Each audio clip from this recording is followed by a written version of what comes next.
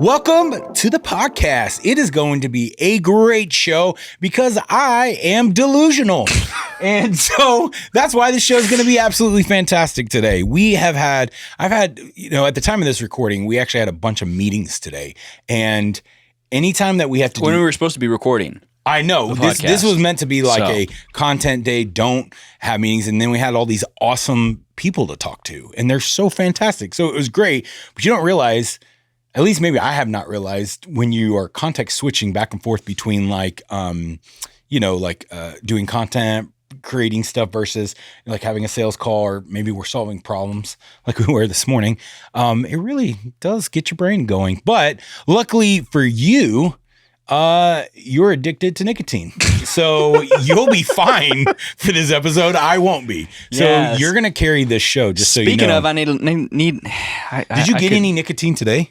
I did. Do you have some right now? I did get some. You know what? I'm gonna go get one right now. Can I? You now have to do the show without it. Here we go. Now we're on to it. Because we'd have to pause and start and stop and all of that. Chris, how far away is it? Is it all the way downstairs? It's right out there, man. It's right out there. Here, watch out. While we take a break, this show is brought to you by Liquid Death. This is the third episode we've said this show is brought to you by Liquid Death. It's not actually brought to you by Liquid Death, but what we're hoping for is this is reverse. You're getting in my frame. This is reverse psychology. It's not even reverse psychology. Here's what's happening. Liquid Death, there's not going to be a better group of people for you to put your marketing dollars behind other than us. We are professional salesmen. Actually, all right, I'm going to be honest for a second. I can do so much work because of Liquid Death. The only reason we actually have a podcast is because we just want to get sponsored by Liquid Death. That's it. There's no other. I mean, it'd be great if, it helped our business make more money and all that. But really, I just, want a Liquid Death sponsorship. I really do. And it's not that because we're looking to monetize the show. We'll naturally do that just because we're great sales professionals. But to know that a company who makes such a great product also wants to partner with us, and we could drink it the whole entire time and not it'd be different if it was like, oh, this was brought to you by some amazing bourbon company. Yeah, but you're not going to drink and freaking do every episode. You're going to be drunk the whole time. But Liquid Death, you can drink all day long. All day. And everything's fine. I actually How many of those do you go through a freaking day, by the way? These right here, Zen. Not sponsored. In the words of Tucker Carlson, Zen is not a sin. Zen is not a sin. How many of those do you go through? I told somebody you go through 10 a day. 10 a day? No. He's like, no, it's 12. It's 11.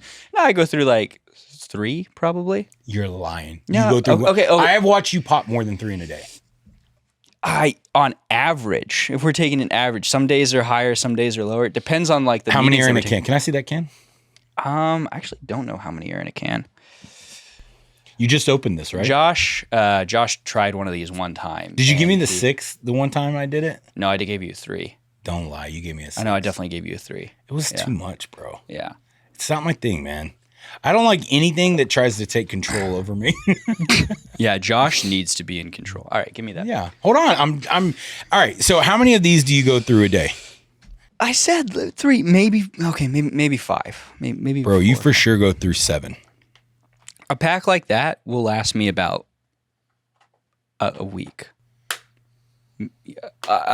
There's no way if you go. Swear. If I pull these out and count these right now, I bet you there's no more than 15 in this, including the one in your mouth, which means that you are going through about 4 to 5 a day, which means there would have to be 25 in here for this to last you a week. And you don't go Monday through Friday. You're addicted to these. So you go Sunday to Sunday at this. Well, yeah. So about 2 canisters a week. Okay, no, we'll say 1.5. 1.5. Here's the deal. I don't care how many you go through. That's your prerogative. I just want you to be accurate. I feel attacked right now. I'm honestly getting triggered. Like this whole thing is I apologize. Me. I'm not trying to attack you. I just want you to be accurate in your addiction. I have no judgment. I actually wish I was addicted because everyone says they get more work done on these, and I'm constantly looking for a way. Yeah, no, they're great, and they're cheap too. I mean, you can buy nootropic. Nootropics are going to cost you what? 30 to. Have you ever found one $60? nootropic that works? I took Alpha Brain for a while, and then I stopped using that. Qualia is another good one that I've used before. Alpha Brain didn't work for me. I use these. The other thing that I like is the little Ketone IQ. Ketone IQ. Ketone IQ is so legit. It is. It's amazing. All right, you asked me a question, and now I don't even remember what you. Okay, here's my asked. question. I You said, asked a because I was question, asking but- about how many of these are you buying a day? Because it seems like you buy these a lot. Yeah, no, I probably buy like one a week. Two. Did you buy one today? I bought one today. Where'd you buy it at? Bought it at a gas station. Oh, Actually, an interesting story, which leads into the topic of what we were going to talk about today. Okay. And the topic I wanted to Your talk addiction about. is what we're talking about today. Yeah, this is actually an intervention. With everyone online. I need help. Please, for the love of God, help me. Okay, so I mean, is it kind of like how people buy like a can of snuff or something like that? Yeah, You just buy them at a gas station. You buy them at a gas station, just like a normal degenerate. We need to bring degenerate back more. Like use it in more. I love that word. Such a good word. So much. It's like Neanderthal. When Jason Kelsey said Neanderthal, I was like, God, that word needs to be used more. It's Such a great word. It's solid. All right, you're at the gas station. I'm at the you have a gas story about. station. I have a story. Okay. And a I'm like, topic I wanted to talk about because Okay. I'm trying to keep us on track because your sleep score last night was like a 40. and 40. You've shotgunned 2 energy drinks and taken some Creatine creatine gummies. We want to talk about addictions. I'm addicted to Instagram ads. My addiction is way worse than yours because it's just like, you'll need this. I'm like, I do need a I do. mouthpiece to help me sleep better at night. Sure, why not? All right. Honestly, we need an intervention for salespeople that are addicted to buying things because salespeople are the easiest people to sell to. They really are, especially high ticket salespeople who sell like online courses and stuff like that. They're the 100%. easiest. All right. Okay. Gas station so, guy. Gas station. Yeah. What I wanted to talk about today is you are the type of person you like to debate and argue things, and I wanted to make an episode today for the people, not just for salespeople, but just people in general that aren't in sales. And I wanted to ask you how sales applies to other job roles. And what got me thinking about this is I was finished my workout, went to get an energy drink, went to go pick up some Zen. Zen is not a sin. And the guy at the gas station next to my gym, I go to maybe every other day, either get gas or an energy drink or something. And this guy, I've never been sold by a gas station attendant before. Is that an appropriate way to title them? A gas station attendant? If you are a gas station attendant and you are watching this, would love to hear in the comments what your official job title is. How do you identify? Yeah. As Are you in the a comments? gas station concierge? Why the accent? I just don't understand why you can't just say concierge without the freaking. What are you talking about? From The Rock. I didn't. What's his name? What's the dude from The Rock's name? Sean O'Connor. What's his name? I don't even know. James Bond. God, what is his name? Oh, Daniel Craig. Sean Connery. Sean Connery. Daniel Craig. Wow. Hello, born in 2005. Pierce Brosnan. What's the guy's name from Spider-Man? The cartoon? Okay, you're young. Anyways. So you're at a So gas I'm at a station gas and a guy station. sells you a pack Well, of he doesn't. Zen. So this gas station attendant, I've had several interactions with him before. Great guy. And typically, when you go into a gas station, you're going in to like pay for gas or you're buying something, and you're just going in checking out. This guy, the first time I met him, I'm going and filling up my car. I go in to get an energy drink, and I'm like, "Hey, can you put $40 on pump number 2 in this drink?" And then he asked, "Hey, do you have a rewards card?" And I was like, "No. I've never had a rewards card to a gas station before." He's like, "Oh, well, did you know that if you got a rewards card, you'd actually take $5 off your order today?" And I'm like, "All right, man, sure. How long does it take to sign up?" He's like, "No problem. I got you taken care of. Takes 5 minutes. Now I have a quick trip, or not. We don't have quick trip here. Twice daily. Twice daily. I got a twice daily frequent flyers card." Side note, I know you hate rabbit trails. Quick Trip is by far one of the greatest gas stations to ever exist. I would actually take a Quick Trip over a Buc-ee's. Now that's going to be about cause as much viral sensation as my Jesus and Walt Disney World comment that I had recently. But seriously, I think Quick Trip is one of the greatest My gas stations ever. 3-year-old threw a crying fit because we didn't stop at a Buc-ee's, and we told him that we would, and then it was out of the way, and he was like losing his mind. Well, that's your fault for being a bad parent. If you're going to say you're going to do something, I gotta couldn't even say it with a straight face. All right, moving on to the guy who sold this you guy, 5 minutes of your life. He sold me, so now I have a card for twice daily. Okay. Now, I go in today, and every time I go in... This is the second time that you've gone in. every time I've gone in. So I'll say, hey, can I get a wintergreen Zen pack? And he always asks me, oh, well, if you get 2 of them, we have a deal going on right now where the second one's like, 50% off or something. So multiple times he's got me on that. And then today he tried to sell me a pack of 6. He was like, oh. He knew you were a legit addict. He was capitalizing on that addiction. Mm-hmm. So I came in and I was like, hey, can I just get one? He was like, well, if you get a whole pack, instead of it being, $30, it'll be $22. And they didn't have the one that I wanted.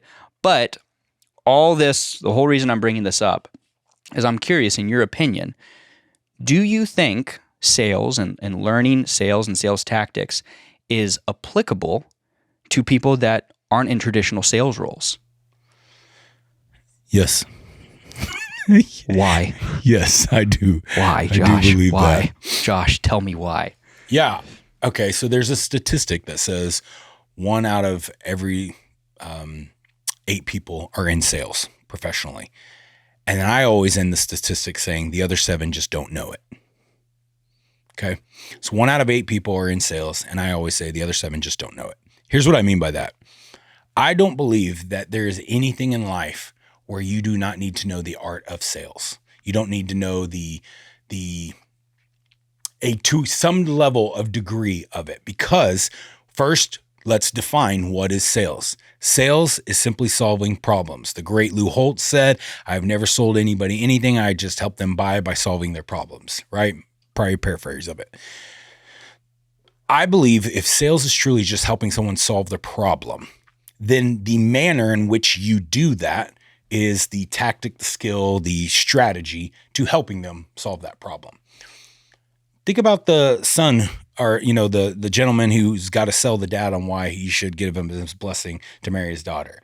Think about when you're selling your best friend on this new restaurant that they're like, I don't want to eat at another pizza place. You're like, no, I promise, this is the greatest pizza in the whole entire world. The movie. How about this? Are you in a relationship? And do you want to figure out where to eat? And you always have to, this is a back and forth. What are you eating tonight? What are you eating tonight? What if you didn't go that way? What if you learned the art of negotiating, the art of sales, the art of the problem in this moment is we need to pick a place to eat, and you don't want to go where they're going to want to go. So how can you communicate this clearly in a way that says this? Hey, would you be opposed to doing something different tonight than what we normally do?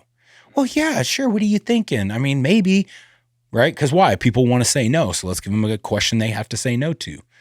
Would you be against me giving us a different option for tonight for dinner, or trying something different? No.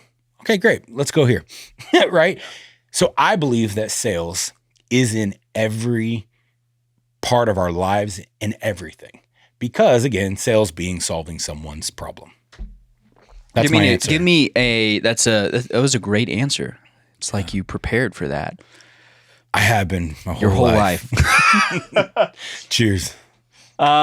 Give me a specific example. So let's say I am a school teacher. Why would I need to know sales? More specifically, how would I leverage sales if I'm a school teacher, if I'm working with 6th grade kids? What does a school teacher have to do every day? Teach, hopefully. Well, it depends. I mean, are we talking about how do you know, producer, how do you know when you can go somewhere that you know is just going to piss people off? Anyways, all right. So despite what I think about the public school system, you know where I was about to go with that. I know exactly. Okay. So hopefully teachers are teaching. I do believe there are great teachers out there that just have, they're a part of the system and they're doing the best that they can. So a teacher has to communicate an idea, a principle, a theory. Their job is to somehow enrich those kids' lives each day. Even if it's just the whole 1%, right? 1%, they just want to help those kids get better just a little bit, day in and day out, right? So how you communicate, especially if you're in a situation where you have way too many kids, you're, severely understaffed, and you got this poor teacher in there just trying to do their best to hit all of these different individual people. How are you not selling in that moment? Again, what is the problem? The child doesn't know the information. Here's another problem. There's 30 kids in a classroom. Tell me what classroom anywhere in the world has 30 kids that are identical? Nowhere, I would hope. Ever? Because we're humans and we're all individually and fearfully and uniquely and wonderfully made, right? So therefore, that teacher at any given moment has 30 different personalities that have to learn 30 different ways. Whether she likes it or not, he likes it or not, right? No matter what cool tactic the teacher union tries to say, hey, if you teach this way, it'll work for 30 people. No, it won't. No, it will not, because everyone's different. So now you're trying to do like a wide net casting and then pick up the scragglers on the way, almost, right? At least when I was a teacher, that's how it worked. So sales, you're constantly solving the problem of not only how do I communicate this information that's going to leave a lasting impact in that child's life, but now I also have to think, how do I communicate this information to solve this problem for every one of these? So the art of sales in this case could be learning how to negotiate, learning how to communicate, learning how to, first of all, I'm thinking like, Coach Michael Burr and Renee Rodriguez, right? They both will teach you how to articulate a point, how to articulate an idea in such a captivating way that it leaves people drawn on the edge of their seat and they're just pulled in and it feels like a movie trailer. You're telling me if you knew how to communicate in such a way, how's that not sales? It's solving a problem and it's articulating to bring a solution. Yeah. And making sure, one of the things that you hit on, making sure that they understand the solution. Yes. As well, because that's where things such as active listening comes in. And I even think for teachers, using things such as tonality and cadence to communicate a point is very important as well. Versus just like, here's the facts, here's what you need to learn, here's what you need to study for on the test. Best of luck.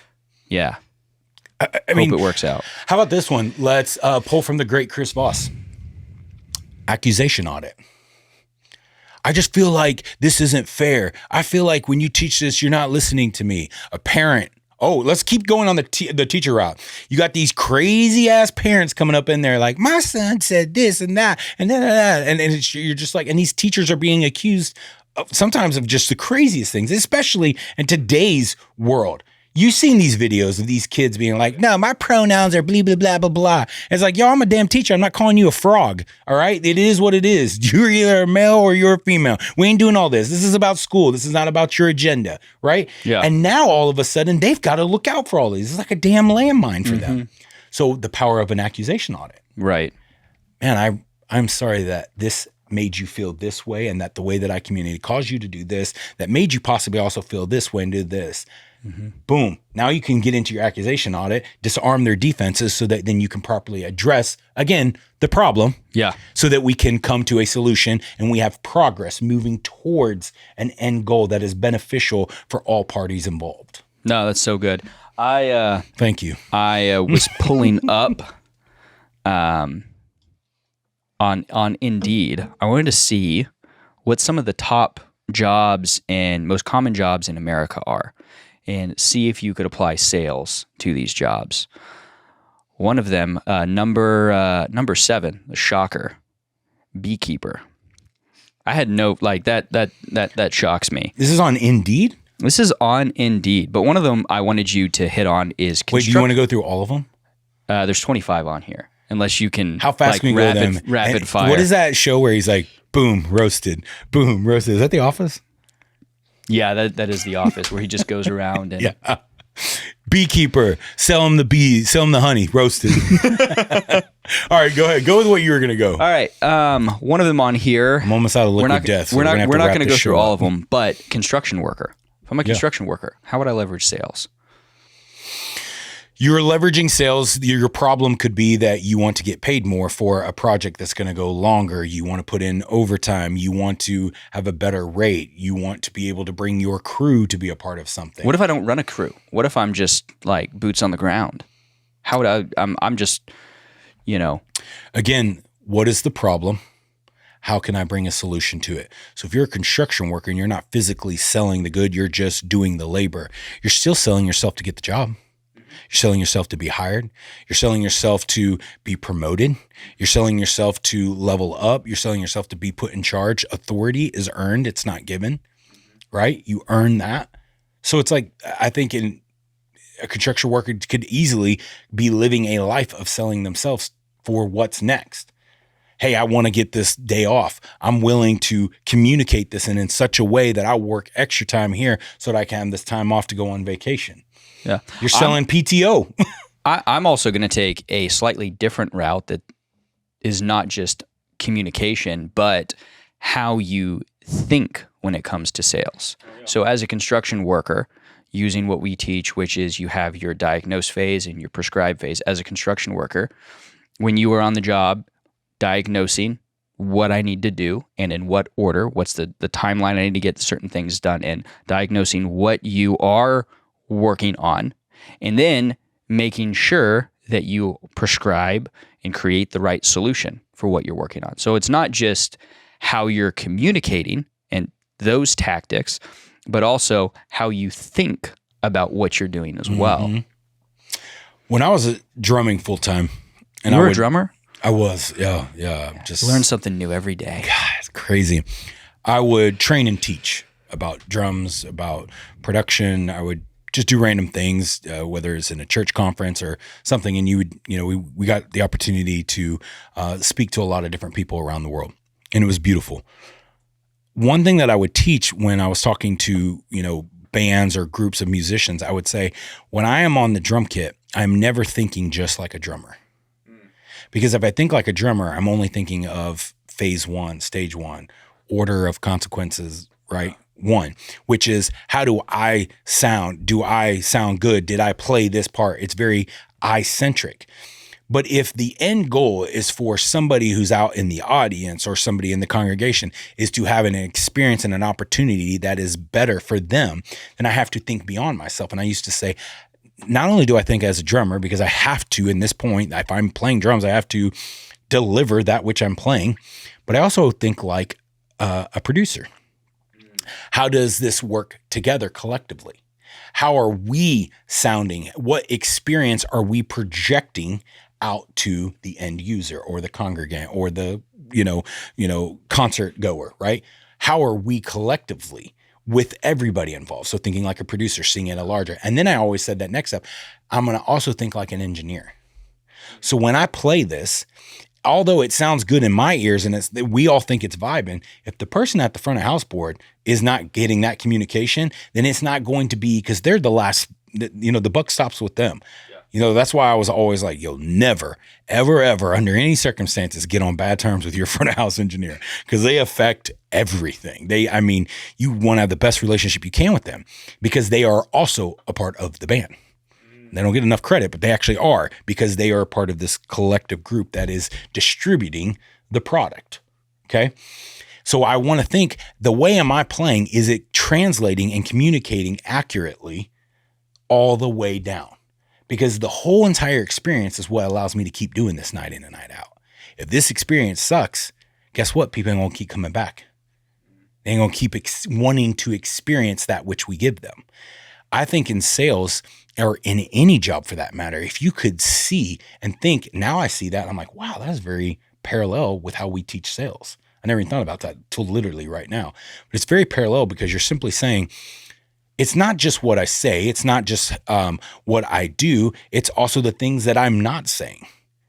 Nonverbal communication skills. It's how I present myself. It's how attentive I look when someone else is teaching or talking in a meeting. If I'm in a group of sales professionals, or I'm in a big team, like a company-wide meeting, even the way that I present myself to take notes, to be engaged, am I leaning in? How am I, what energy am I giving off in that room, right? I think all of those things are you selling some story, some narrative, some truth, sometimes some not truth, something like that. Would you? I mean, do you understand what I'm saying? Oh yeah, absolutely. It's how you not just communicate what you're saying, but your body language, and literally you're selling something, right? Whether you are meaning to or not. I love what you said about, and I'd love for you to dive more into selling a story, because everything that you're doing, whether you were talking with someone that you've known for 20 years or someone who just met you, you are selling they're making up some type of narrative in their head about you and who you are, and we're human. We're going to prejudge those individuals, right? Oh, I don't know what the question is. Oh, I apologize. Too much Zen. The question was, talk more about the story side of things and the stories that you communicate with people. Analogies and stories are so underutilized in all professions. We were watching a television show last night. I don't even know what it was called.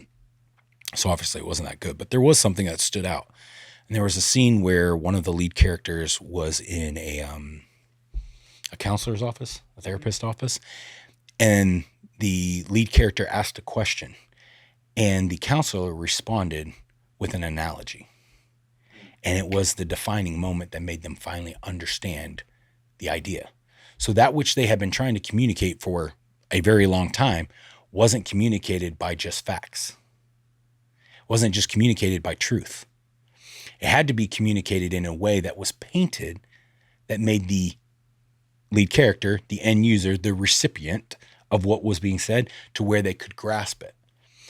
That's why I think it's very powerful that when you're talking to somebody about something, don't just say, well, yeah, the facts are this is what we do here, and this is how we do this. And well, you should learn this because 2 + 2 is 4, right? So you need to know your addition.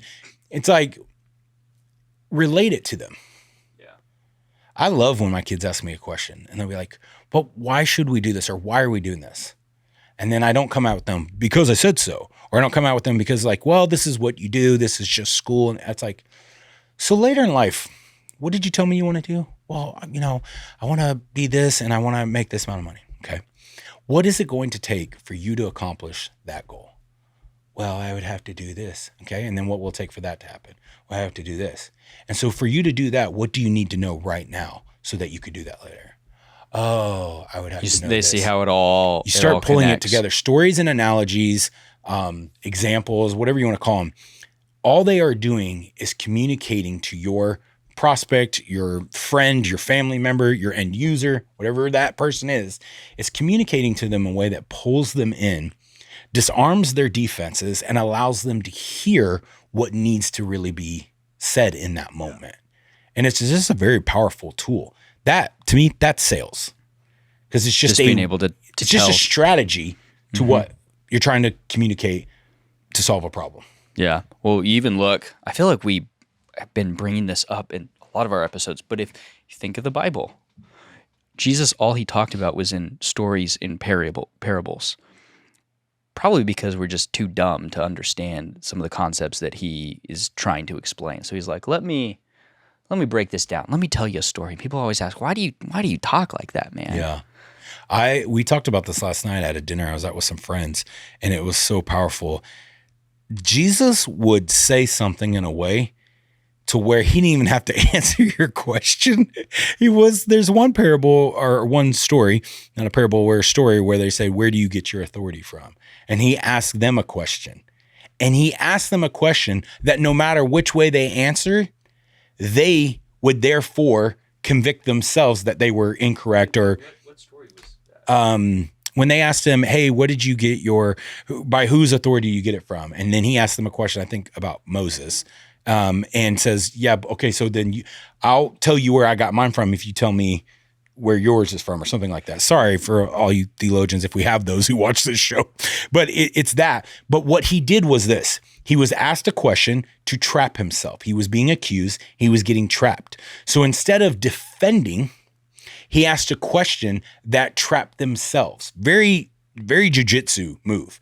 Oh, you think you're going to come across me this way? Not a problem. I'm going to leverage that momentum, move you over here. So now whatever move you make, you're trapped. You're stuck. And they're like, well, we don't know. Well, if you don't know, therefore I'm not going to tell you where mine is. You know, where I get my authority from, basically. He's like saying, if you can't answer my question, I don't have to answer your question. He never said no. Yeah. How powerful is that? Remember how we talked about that? It's like, can you say no without actually ever saying no? Saying no. 100% you can. You just have to know how to do it. Again, learning the art of sales. Yeah. Learning the art of communicating. Learning the art of engaging. Yeah. Jesus might have been the greatest salesman ever. Yeah. He 100% was the greatest salesman ever. Hands down, greatest salesman to ever live right there. What do I love saying? Who are the best salesmen? Gosh, I don't know. Who? Youth pastors. Oh, yeah. You say the way you say it, though. It's so true. Here's why I think youth pastors are the greatest salesmen of all time. Their whole entire job is to basically get teenagers not to have sex until they're married. If you can sell somebody on that idea who has raging hormones, who they can't fully grasp, touch, taste, or see this thing. They're not getting tangibly. There's not an exchange there. There is, but they haven't learned the power of that exchange in their life yet. And so it's like, what's better? Who's a better salesman than that? This thing you were created to do that is good for you in the context of X. Yeah, don't do that right now. Yeah, you gotta wait. Yeah. Best salesman in the world. Hold off. We need to give pastors way more credit. Yeah, I'm still trying to get my brother back into sales. He's full-time youth minister. In fact, there is no way for them to be wealthy unless they're corrupt or unless they build a for-profit company that they cover up with nonprofit companies like all the megachurch pastors. There's really no way for them to make money because they don't have a product, good, or service. Yeah, no, they have a service. They're relying on the generosity of other people. Yeah, so I've been trying to get him back into it, but he's sold with us for about a year, and he took all of the tactics and strategies that he learned during that period, went back into youth ministry, applied all of that, and was basically able to grow a youth group from, I think they had 20 people, and now regularly they have over 130 people that regularly attend their youth services. And he's doing school Bible studies as well that he's rapidly growing. He sent me a video yesterday, and they had, I think, over 150 kids at this middle school. And so he is literally... He's been phenomenal. He's taken that skill set and applied it to ministry and been able to absolutely blow up. You know what else I think he's applying to ministry is that he learned in sales and some things that I taught him. He's learning follow through. He had such a bad time with follow through, to stay consistent, how to follow up, how to stay engaged, how to do that which you said you were going to do. Honor the promises that you make to yourself. Honor the promises. And so what he's doing right now, your brother is probably one of the greatest youth pastors I've seen, not because he's the most fluent communicator and he has the dopest podcast. I don't know. He actually could be a phenomenal communicator when he's, preaching, but I'm saying what makes him great in my eyes is that he is there. He follows through. If he says he's going to do something, he does it. And he shows up time and time again. He is one of the most consistent ministers I have seen because he's being consistent now. When he got truthful, right? Because I worked with him on that. When he got truthful with himself, he realized how powerful he was. And now he's just taking a tactic, a skill set that he learned, but he now is able to use it for massive impact. Yeah. But it's not just what you said earlier. It's not just what he's saying. It's how he's thinking. It's how he's responding. And it's also how he's just showing up. Yeah. Well, and we always say the maturity of a salesperson is how long can you do the right things without seeing the results. That's the maturity of anybody. And we could just change that. Just the maturity of any individual is how long can you do the right thing and you don't see the result. Because I remember when he moved back to New Mexico and started working at this church, they didn't see results immediately. Like it took 6 months, and in order to tell someone, hey, we grew the youth ministry, which if you run a church out there, having 130 people in your youth isn't huge to some churches, but to go from 20 or 30 to 130, like that's amazing. But you have as if we should quantify impact. Well, you can't. I mean, you can. You can, but it just. I get it. I've been a part of these mega churches, and I get the power and the impact that they are having. But I'm like, that 130 youth group is having just as much impact. They're not comparable. You know what I mean? Like, you can't put them on the. I don't know.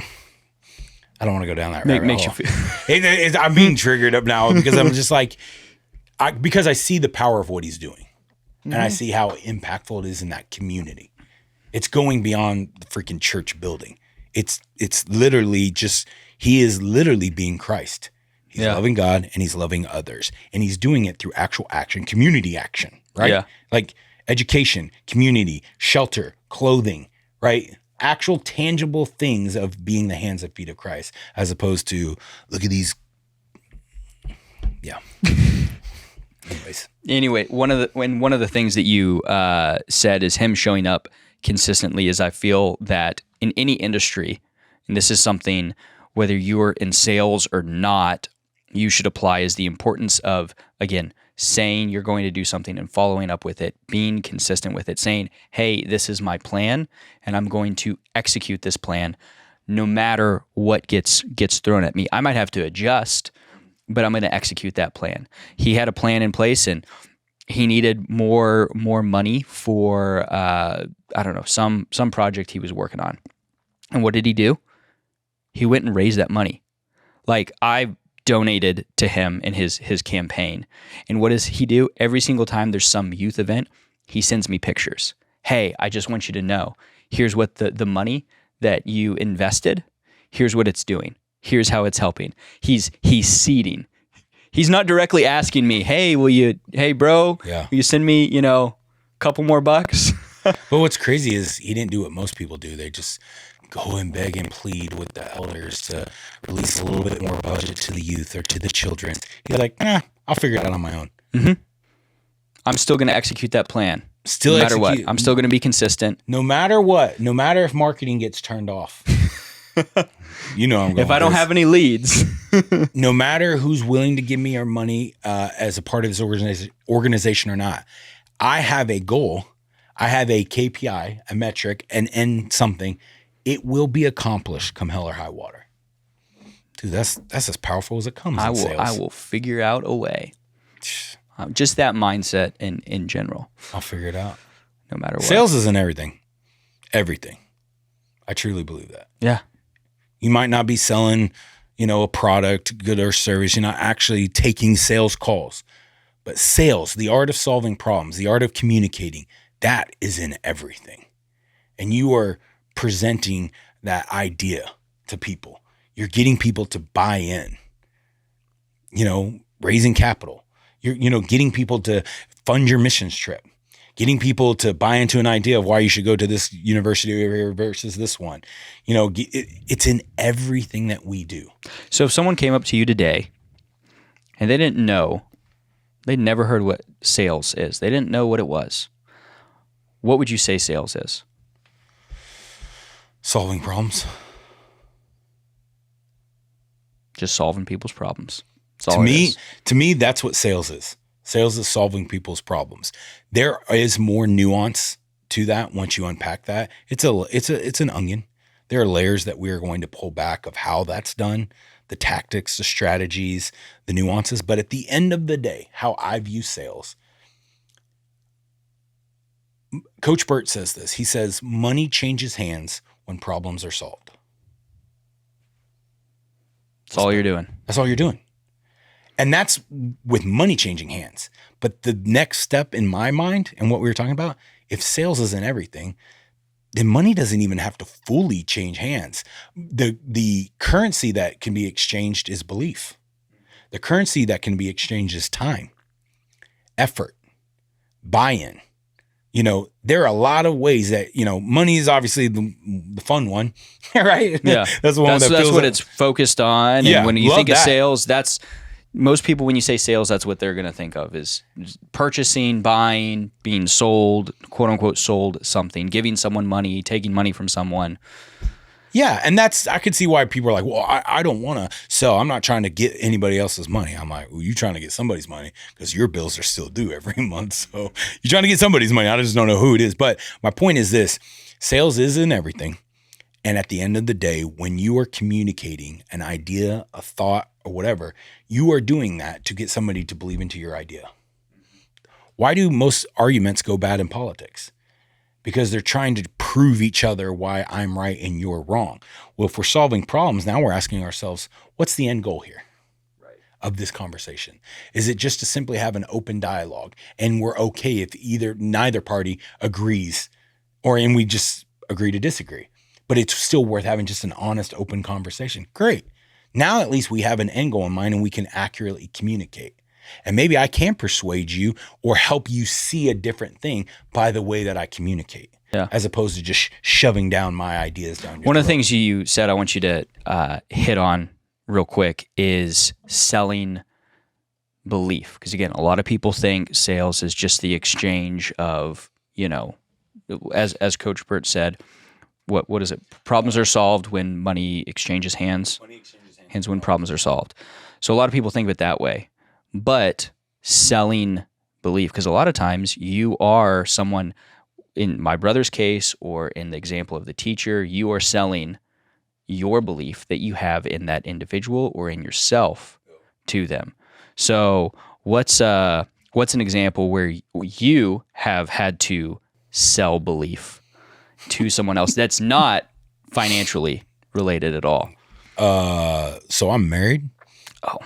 And I feel like every day I'm selling the belief. I'm like, babe, no, this business is going somewhere. The reason we do these podcasts is because they are promising. They are huge. I think you're selling your belief every day.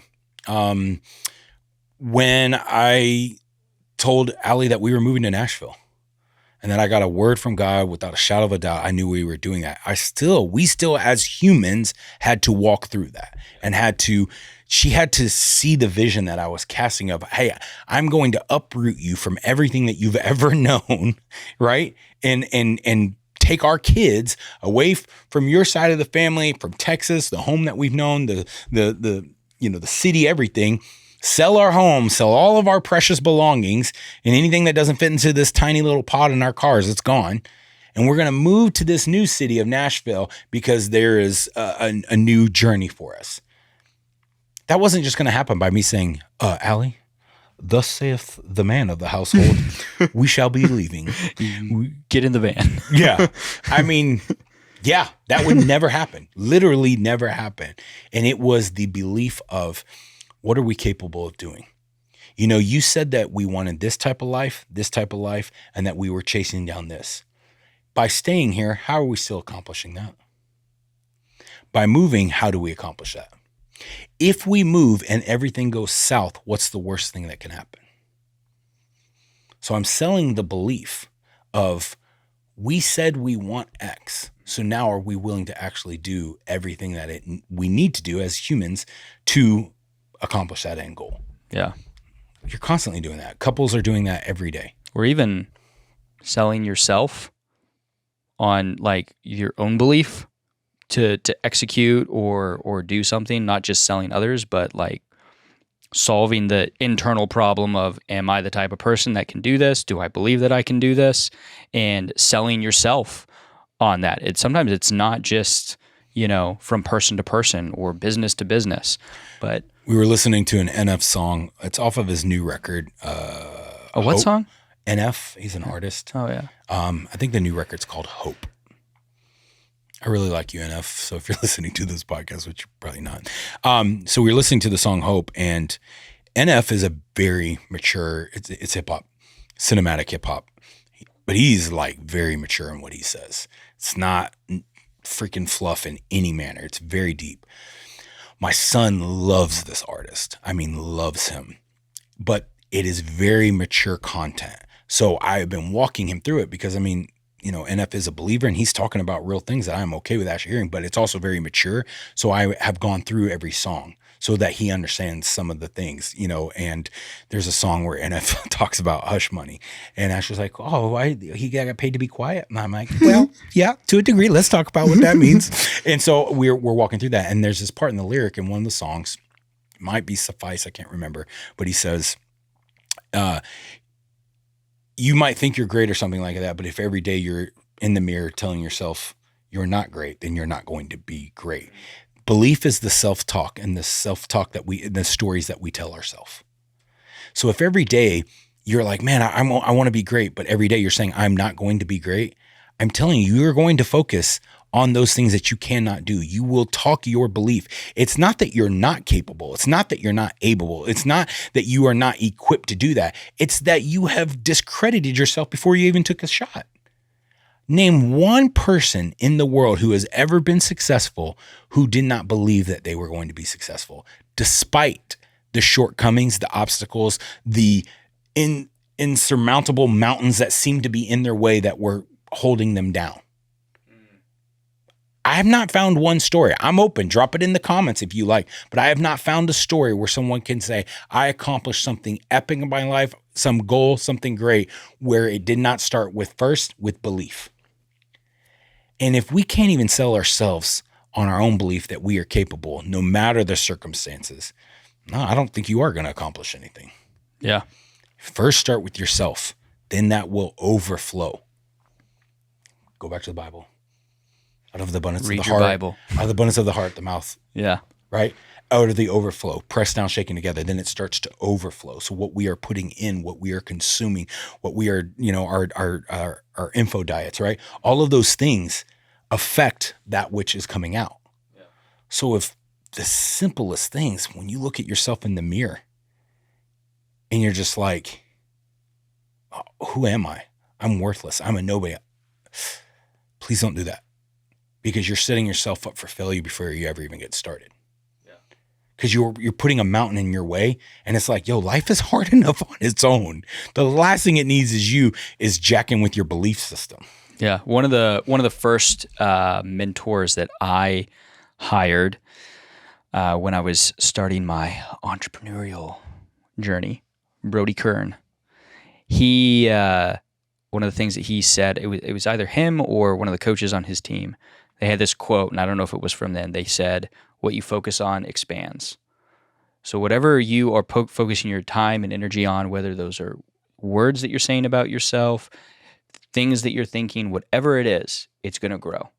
If you are thinking, I suck at this, or I'm never going to hit that sales quota, or I'm never going to make that X in commission, or I'm never going to buy that house, then that's going to happen. All you're doing is you're just putting a nail in the coffin, and you're just solidifying that no matter what, that is going to happen. I agree.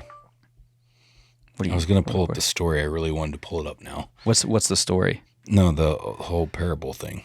Oh, and it was really getting to me because I was actually looking for a tweet from Kanye that I wanted to quote. So I'll pull that up, and then you pull up the Bible.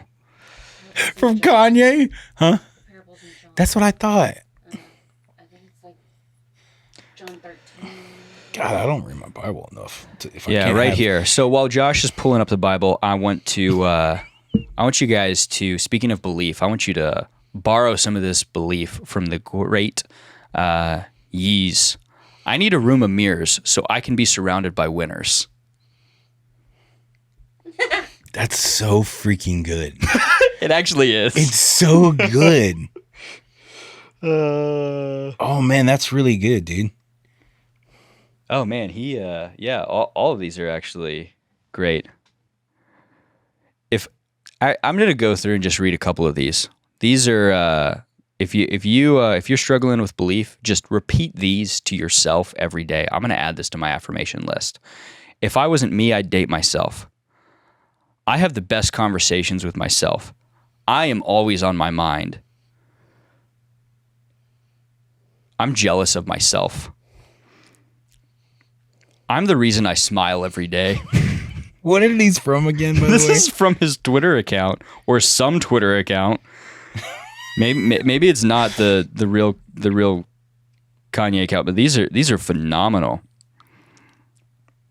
I understand that you don't like me, but I need you to understand that I don't care. My happiness comes first. I keep myself company. I wish I had a friend like me. I'm going to keep reading it. Have you found it yet? I'm ready. Jesus entered the temple courts, and while he was teaching, the chief priests and the elders of the people came to him.